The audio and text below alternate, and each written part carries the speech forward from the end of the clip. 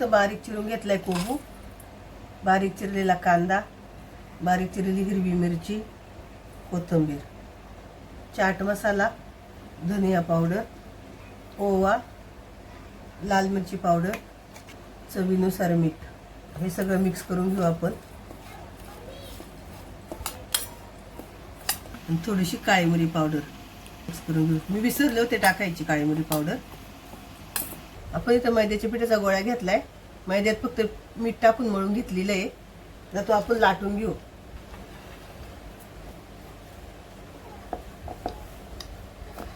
इथं आपली चपाती लाटून झाली. त्यावर कोबीचे केलेले मिश्रण ठेवूया. मडपून घ्यायचं.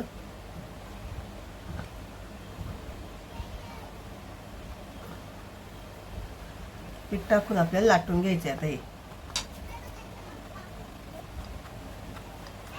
आपला पराठा लाटून तयार आहे. आता आपण भाजून घेऊ.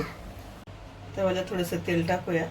त्यावर पराठा ठेवूया आणि दोन्ही साईडनं आपल्याला भाजून घ्यायचा आहे गुलाबी कलर येईपर्यंत. आपण तेल लावून घेऊया. इथे आपला पराठा तयार झालाय. गॅस बंद करूया. पराठा काढून घेऊया.